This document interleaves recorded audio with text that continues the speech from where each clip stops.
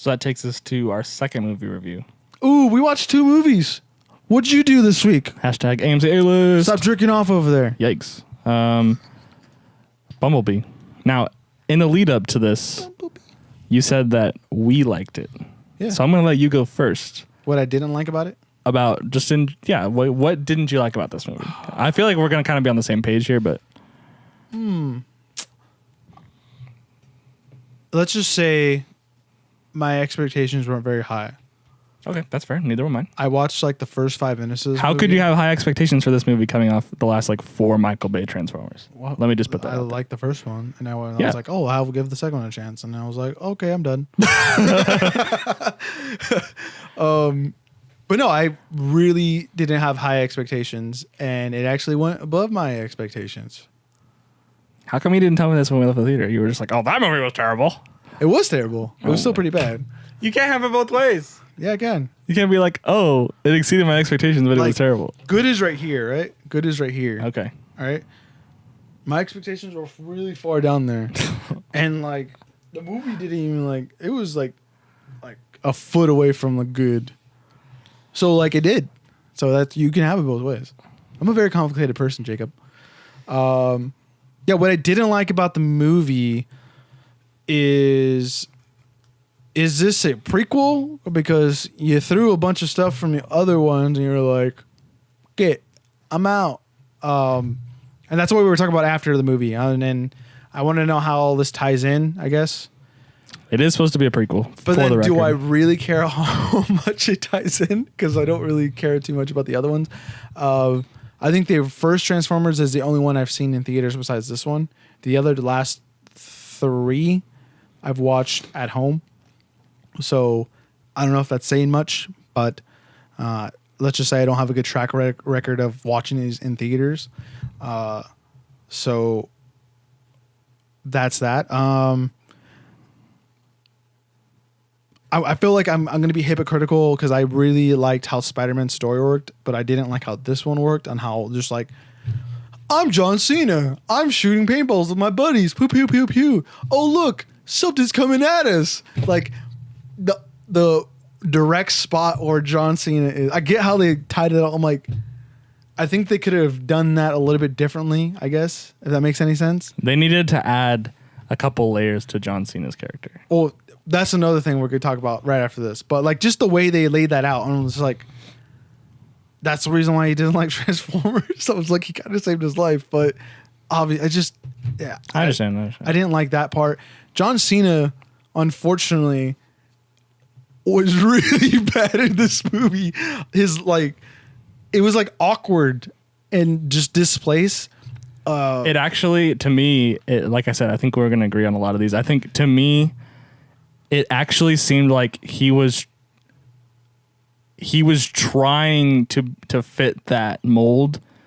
Like he was actually a worse actor than he should have been, if that makes sense.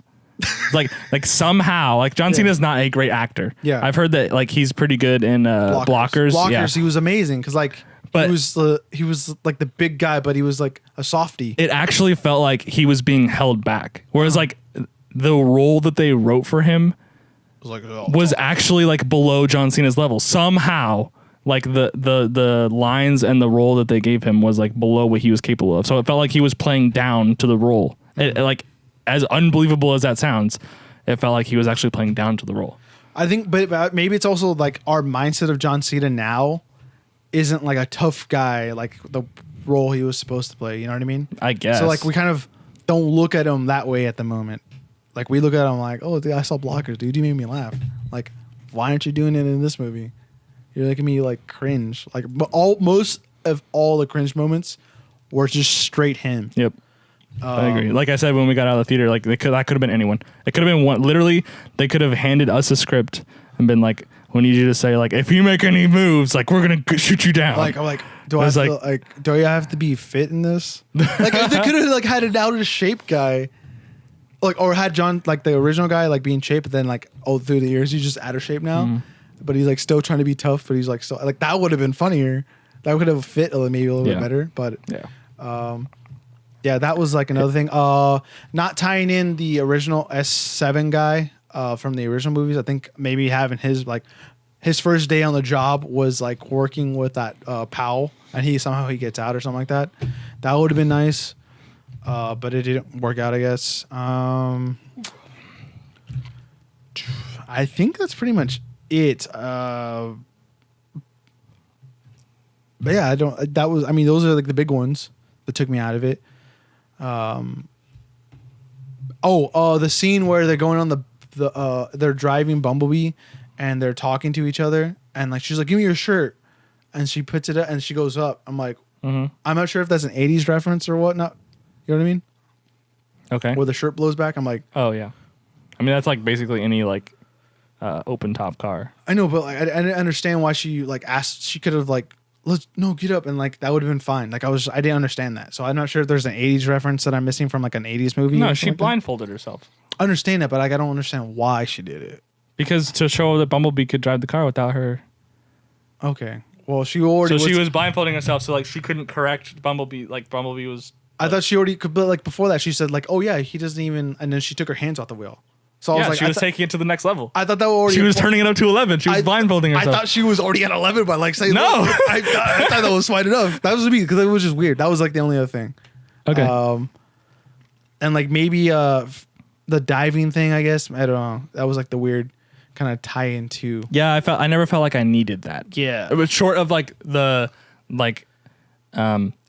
VHS tape that Bumblebee plays where it showed, and that was a lot like the last time that he saw that she was with her dad. Yeah, they could have figured something else out, but I guess that's not the way the final battle, I guess, the title ended. But I was like, that's kind of dangerous to jump into that water. I don't know. You're a human. He's a transformer. Yeah. I don't know if you understand that. But I didn't need like that scene on the cliff with like the other kids and her not jumping off or whatever. I didn't need that. I didn't. It didn't add anything to me for the story.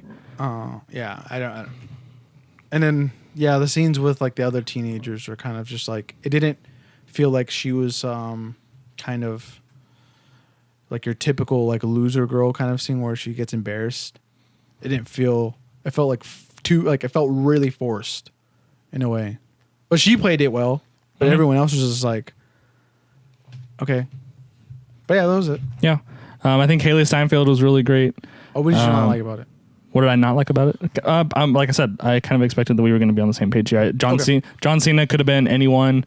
I didn't care about the extra, like the scenes with the other kids, specifically like the cliff scene. Yeah. I think it actually lacked a little bit of action. Maybe just because like I'm so used to the Michael Bay Transformer movies where it's just like CGI everywhere, Battle Fest. Maybe that was a good thing. Maybe it was, yeah, but it just the scenes that they used worked well, I thought, but even the scene like because there's one scene where it's like, why isn't he fighting? He like doesn't remember. Yeah, they didn't make that clear actually. I think it was because he wasn't fighting because he didn't remember that he was even like a soldier. Yeah, I don't think that he even knew that he had that in him. Like it didn't hit my head until like I remember when he was going down or right after the first battle where he got his vocals taken out and stuff. I didn't recognize like memory. I didn't see memory or like memory didn't hit me. I was like, oh, he's just shutting down. Yeah. It wasn't too clear, I guess.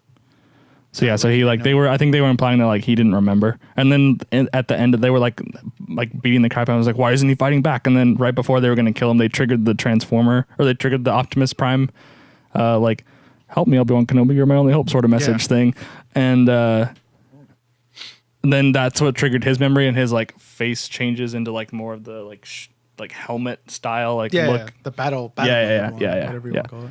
So I think I could have done with like one more good fight scene. I think more than what there was. Like a trainer scene in a way, I guess.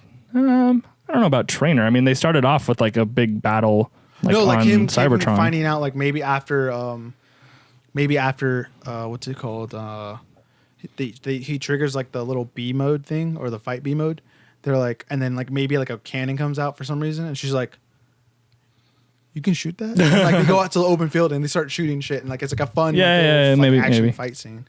And then like I don't know. You know what I mean? Yeah, I got you. One thing just on like a very superficial level that's always really bugged me is like him talking with the radio. It's like changing channels to like right when the words it doesn't work. But whatever, I'll let that slide because it's a movie and it's Transformers, but like that would never work. I think I found a Transformer.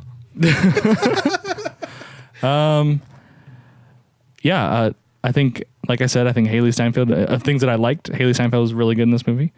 I pulled up this guy's name because I didn't actually know before this. George Lendeborg Jr. is Memo, the like guy that lives across the street from her.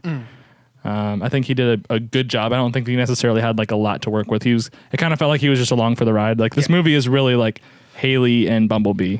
They usually Charlie is her name in any of the Transformer movies. They have a guy like that. Like the second one, they had like his like roommate from college.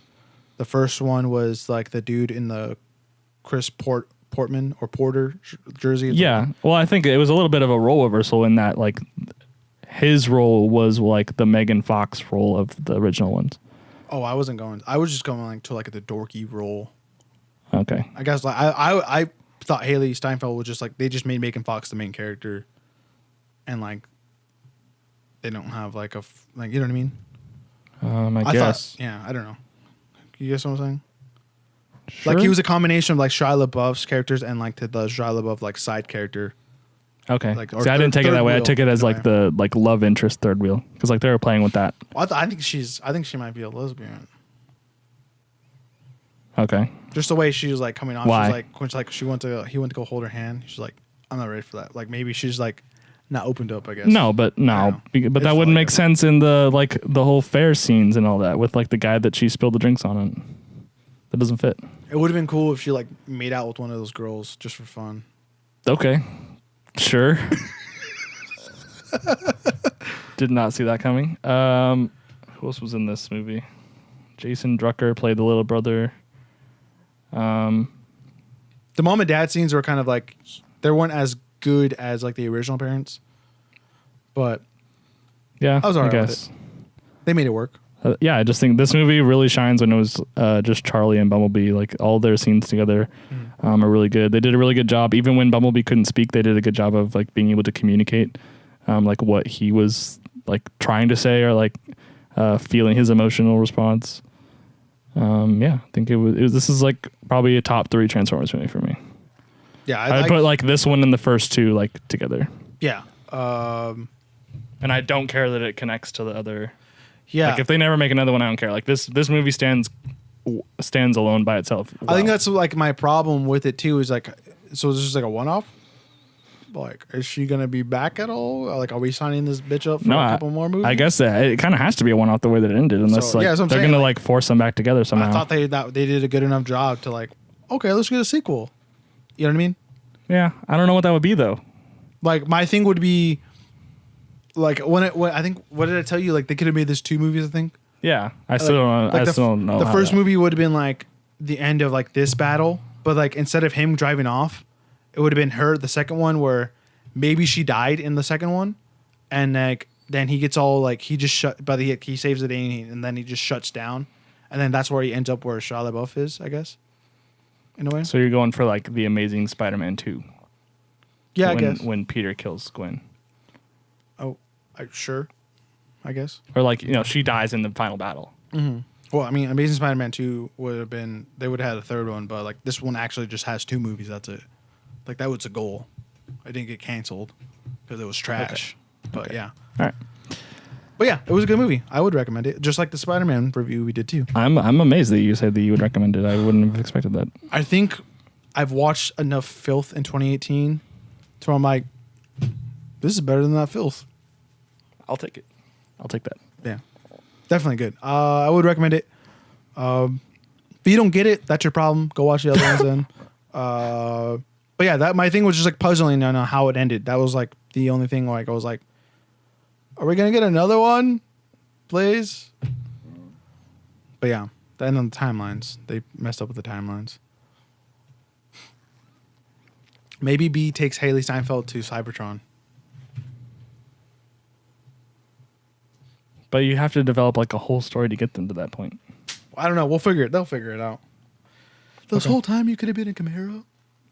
That was pretty good. But that's actually not true though. Not really, because he has to like scan whatever he turns into. Well, yeah, I get what you're saying, but I'm just saying, like that same line. I'm saying the same line. Okay. That Sam Witwicky said. That's another thing too. It would have been cool is like maybe they met his parent, or she would have met his parents somehow, some weird way, like the younger version of them. Because I don't think he would have been born by then. I don't know. Or it would have been cool to tie it in on how they met, like somehow like in a battle, and like he saves her, in a way. That might have been maybe a better way of introducing them, but like I was. Okay, they would have with the known way about they did it. Transformers then by then. You know what I mean? It's true. Yeah. So I don't know, maybe or something like that. I don't know. They would have like tied it in, and then that made Sam Witwicky. I'm just saying. Okay. All right. Pay some homage.